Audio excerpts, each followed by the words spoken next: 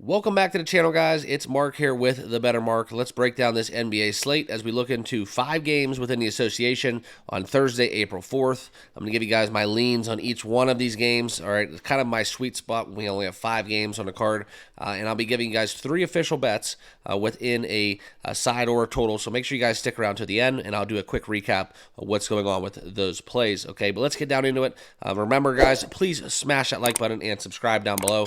Also, let me know what you guys are on for tonight.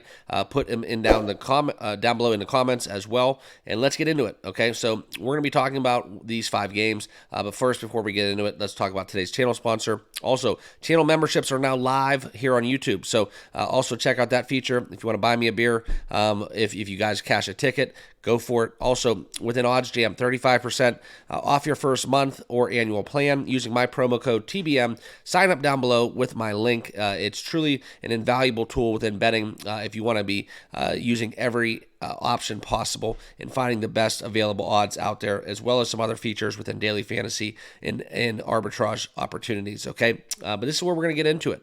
All right, so let's talk about that first game on the slate. We had the Atlanta Hawks traveling to the Dallas Mavericks. Now, this is one where I do like the Mavericks minus 11. I know it's chalky. I will lean towards that. There are some indications, though, when you have Dallas at full strength, that they've been the better team within the NBA. We also know what Trae Young's being out and a couple other injury concerns for the Hawks. But this is one where also I'm not going to look to get into it. Dallas coming home off of a huge road streak where they were able to basically keep the ball rolling. Right, they went for all accounts 4-1, losing their last game to Golden State late. But that's one where they were able to beat the likes of Houston, Sacramento twice on the road. So very important to understand that Dallas is playing very well at full strength. They really get the job done. Just not one where I'm looking to get into having them lay a double-digit number, okay? And they'll probably win by 20 just because I'm off this game. But I would lean towards taking the Mavs. They are hot, but the one time I did bet them, they ended up dropping to Golden State. So no official play in this game. Okay, next we're going out to Miami, down to South Beach, where the 76ers come to town, and we look at Joel Embiid's return, okay? Outstanding. Basically coming back into it. We look at what he was able to do in his return to action.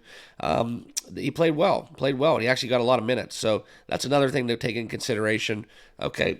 But, despite SGA not playing, so on and so forth, and having that Jalen Williams out of that contest. That's where we saw Philadelphia winning 109-105 against the Thunder. But I think this is something where it's a very sneaky play, because I think that showed really, truly how much of an impact Joel Embiid can make on the court. So I am going to drink a little bit of the Kool-Aid. I do think them basically not having a game yesterday, him playing off rest, if he's able to suit up, I do think that the 76ers are a definite Eastern Conference contender. But we look into this game, I'm going to be taking the money line on the Sixers. Now, granted, there is an asterisk. If Embiid does not play, then I'm going to look to get out of this and bet my way out of this spot.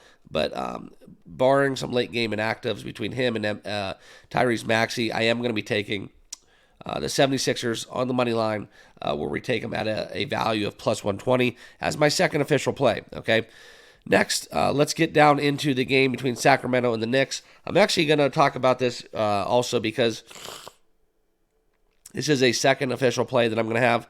I'm going to back the Kings plus 3.5. Just a feeling. I know they're on the road, but we look into how they've been playing as of lately, and they are a definite discrepancy team when they go on the road. But we are going to take that 3.5. Despite Malik Monk being the only one out, we are seeing some huge questionable tags for the Knicks. Josh Hart, OG Anunoby, and the likes of Mitchell Robinson, all questionable. Julius Randle still remains out for the Knicks, and it has been the Jalen Brunson show, okay?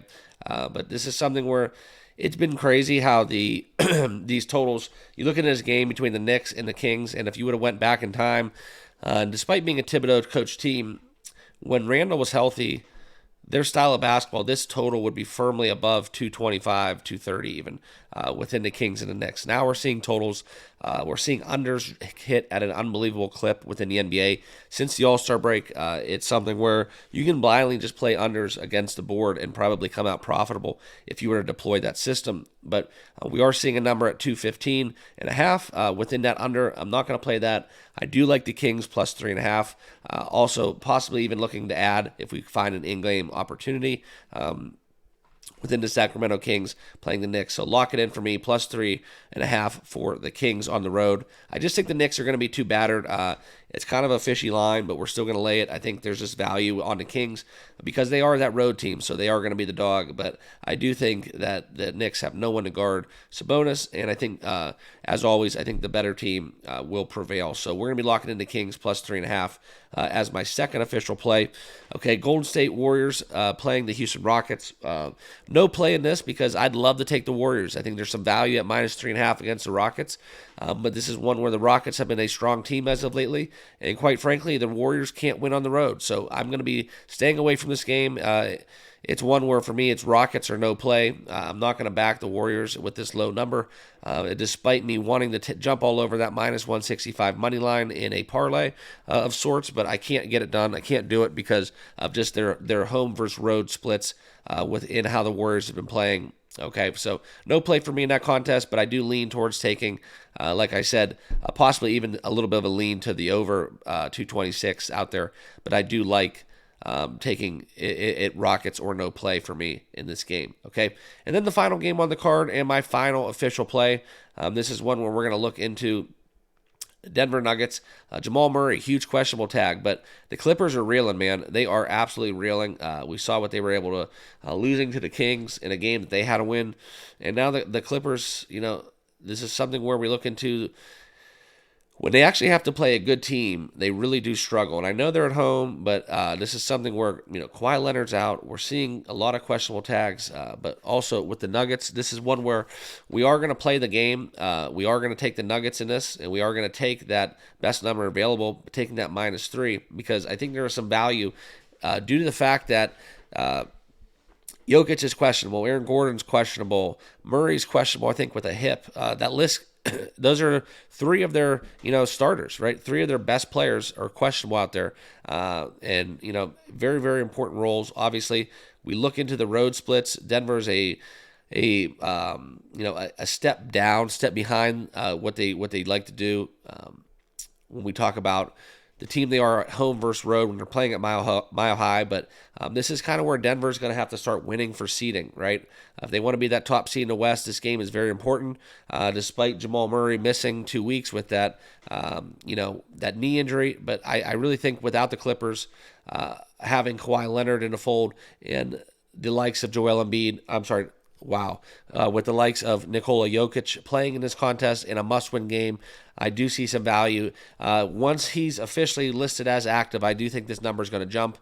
I do think we're going to start seeing 3.5s pop up and maybe even flash a couple 4s or beyond. So I'm going to lock it in early, taking the Denver Nuggets minus 3, and those are my 3 official plays within the association and all of my leans, okay? All right, so let me know down below in the comments, what do you guys think about those plays? Are you guys on them, against them?